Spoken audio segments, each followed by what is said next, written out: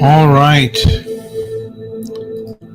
So tomorrow is election day, and I don't know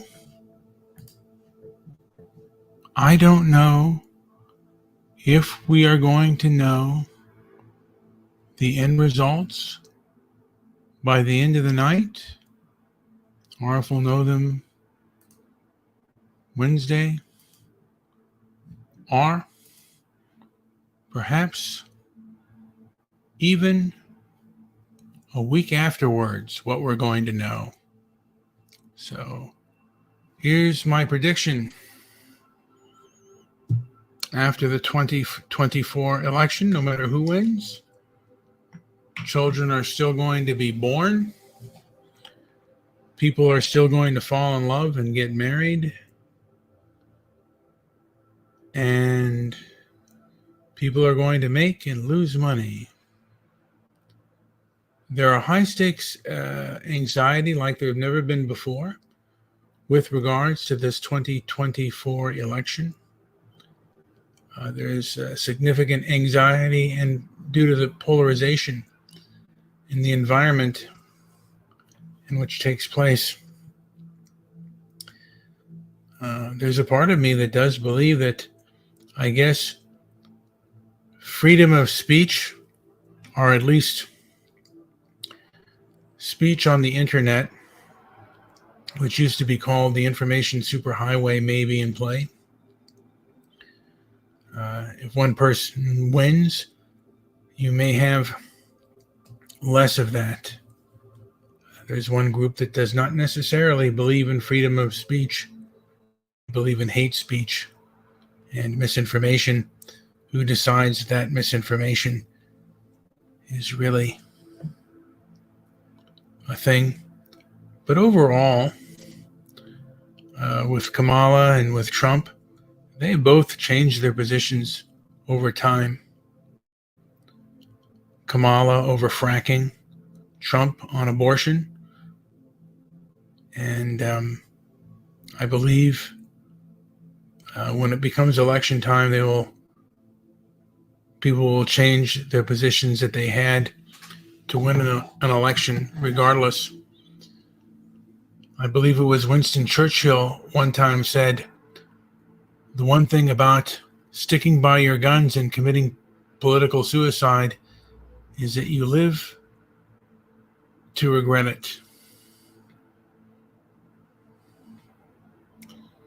And there's been also perhaps even an information overload. There's a wealth of information, misinformation, and speculation, especially on platforms like X, perhaps Facebook.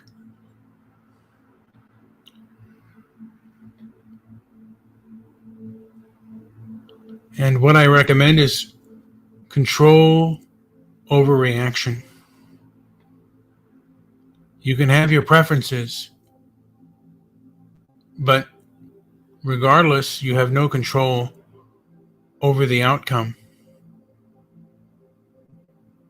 You're just one person. You may be one person in a collective that believes certain things, but power for most people is limited. And one might want to reflect on why they've won and why they lost. I have my views on why either person of either party or either party has lost, but I will keep that for another day. But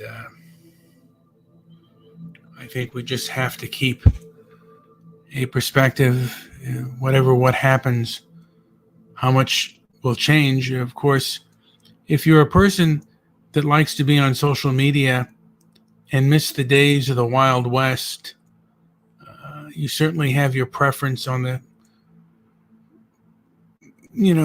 people that allow for freedom of speech.